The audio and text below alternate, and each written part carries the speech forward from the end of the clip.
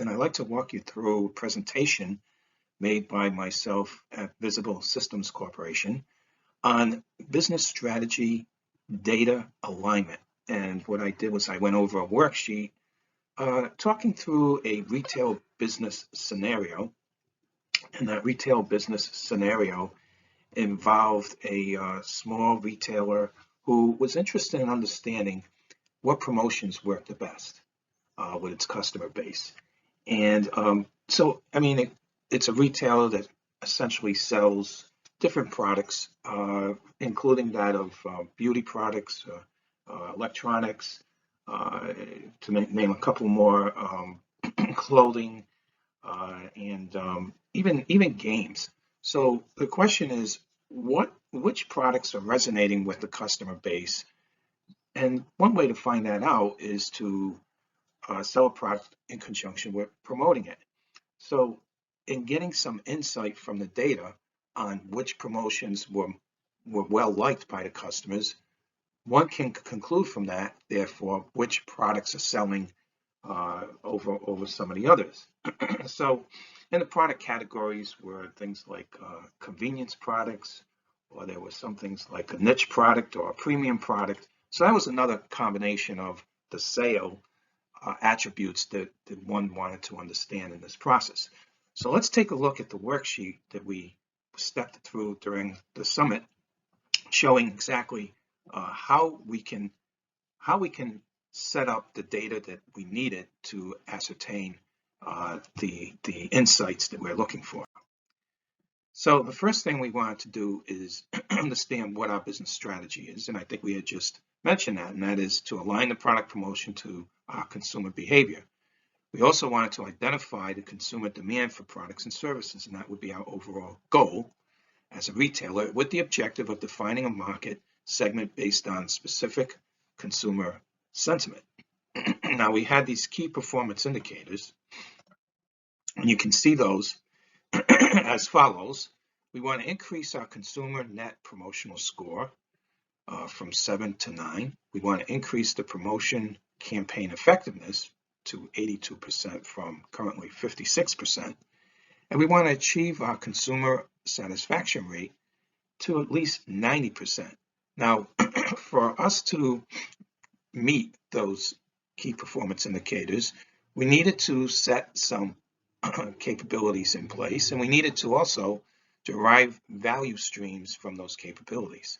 And you can see those there on the spreadsheet.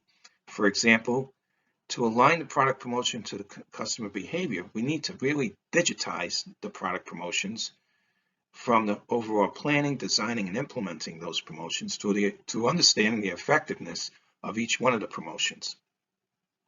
We need to identify the promotion selected at the point of purchase. So we need access to the data across multiple social media channels. We need to also understand what the consumer taste and preferences are and track the promotions using real-time data so we can better understand what those tastes and preferences are. So there's a combination of value streams and capability statements that we needed to have in place. And those all translated into certain initiatives. So that is the high-level business requirement that we placed on our retail business in order to understand the promotions and get better insight into our customers. What does this all translate into in so much as the data is concerned? Well, we need to have we need must-haves. So we need a data must-have expectation, a data must-have set of metrics, a data must-have set of rules, and of course we need an overall understanding of what the data lineage will look like. So there on the worksheet you can see what those are. And again, this is germane and pertinent to a retail business. As a side, we have templates for each and every industry that we also can apply this worksheet process to, if you will. So the data must have expectations is that we want to be able to trust and understand the data enough to make good decisions. We want to drive our data literacy efforts throughout our enterprise or our business creating a culture of trust in the data. How do we do that? Well, we must have some metrics by which to measure that. And here on the worksheet, you can see 4 separate metrics. For example, what are the number of decisions made based on the data, and what percentage of decisions have resulted in positive outcomes? For example, what are the number of employees who have access to the data and the frequency with which they use it? Another metric, for example, is track the number of policy violations or the percentage of employees who are aware of and adhere to the data governance policies and the number of incidents of non-compliance. And that deals more specifically with sensitive data laws that have been enacted, for example, in California and in Europe. Let's look at some of these rules.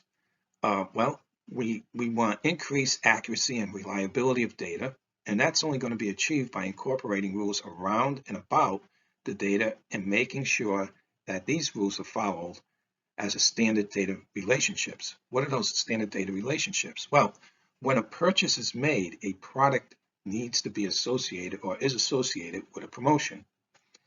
In turn, a promotion must have a service. And in turn, a service is tracked on social media. So, what are these examples of services that I'm referring to? Well, a service is really how the promotion is run. For example, it could be run using a game. So the game is the service in that case. It could be run using a video. So the video is the service in that case. It could also be run using, for example, some audio.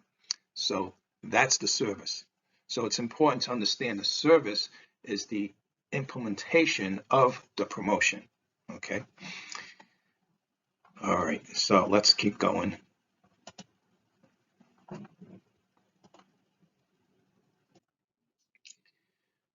Given the rules that we've put together, what therefore in our worksheet will be the impacts, the change impacts across people, process, information, and technology? Well, in so much as the people are concerned, who are we speaking to? We're speaking to the business analysts, the data analysts, and the line of business managers in the retail company, so such that they understand the data and what it means. They understand the rules and the metrics that we just went over.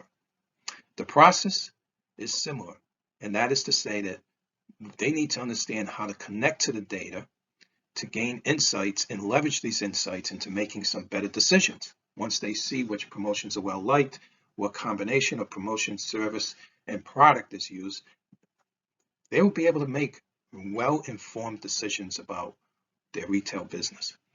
The information change impact is the team references a common data model and understands how to map the common data model to access the different data sources, whether that be a data warehouse or a data lake or some other form of a data mesh for that matter.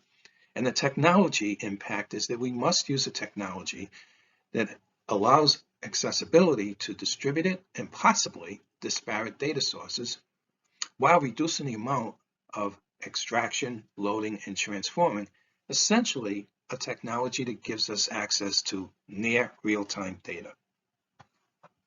So what does the data process look like? Well, here's a brief process overview that essentially is only to instruct us that at the time of purchase, we have to have access, or we have to record the promotion that was used during that purchase.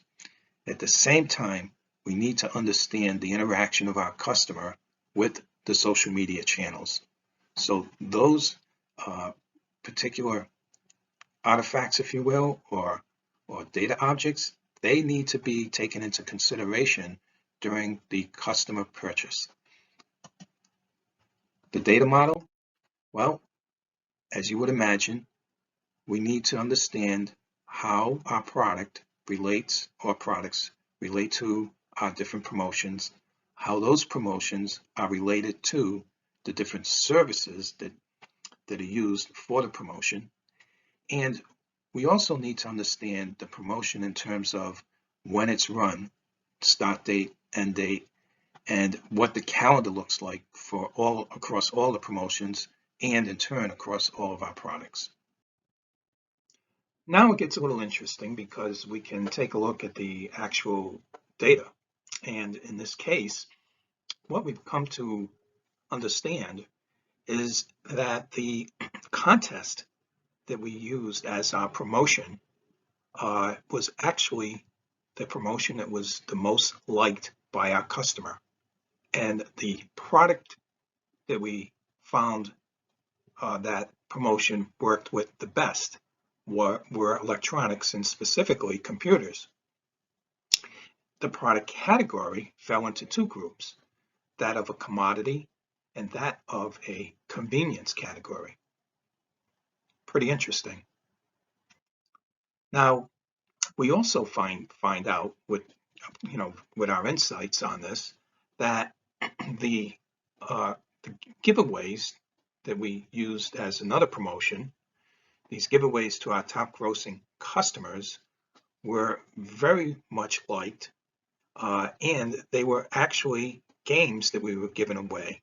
So that particular promotion worked well, and it was related to the product category of a niche category. What's so nice about this scenario is that once it's digitized, then it really becomes a self-service platform. Here's just one example of the code that gets automatically created from the data model that I showed you a few slides back. If you're interested in getting a copy of this worksheet, please feel free to contact us at contact@visiblesystemscorp.com. And as I had mentioned earlier, this worksheet can be scaled to any size business or organization, and it also can be applied to any industry. Again, this particular example focused on a retail business.